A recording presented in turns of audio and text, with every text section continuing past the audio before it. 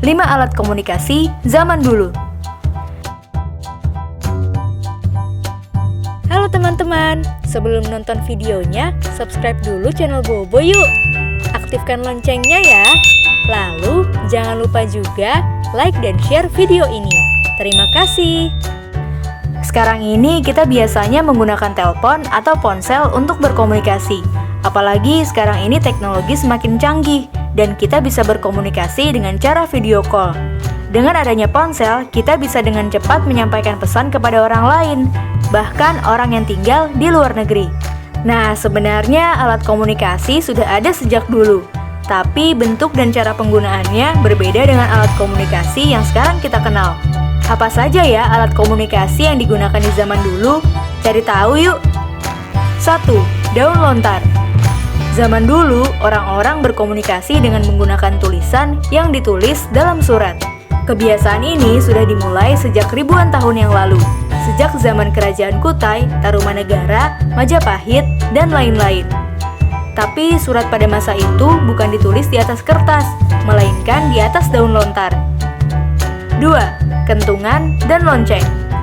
Untuk menyampaikan pesan kepada orang banyak, masyarakat zaman dulu menggunakan kentungan atau lonceng. Mereka biasanya membunyikan kentungan atau lonceng sebagai penanda pesan. Sampai sekarang, kentungan dan lonceng masih dipakai loh. Misalnya, kentungan digunakan untuk memberitahu warga kalau terjadi bahaya. Sementara lonceng biasanya digunakan di sekolah ataupun di gereja. 3. Merpati pos. Dulu merpati digunakan untuk menyampaikan pesan kepada orang yang berada di tempat yang jauh. Merpati menjadi alat komunikasi yang sangat terkenal saat masa perang dan digunakan sebagai penyampai pesan militer yang bersifat rahasia. Banyak yang menggunakan burung merpati karena kemampuannya yang hebat dan bisa menemukan jalan pulang setelah menempuh perjalanan jauh. 4. Surat.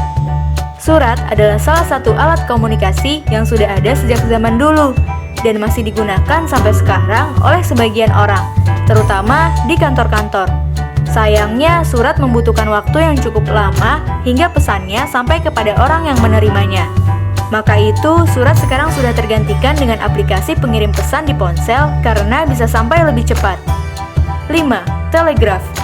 Salah satu alat komunikasi elektronik yang ada di zaman dulu adalah telegraf.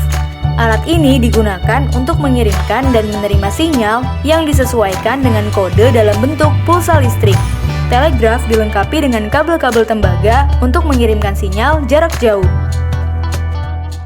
Teman-teman, jangan lupa kunjungi website untuk anak ya, bobo.id. Like, comment, share, dan subscribe juga ke channel Bobo yuk!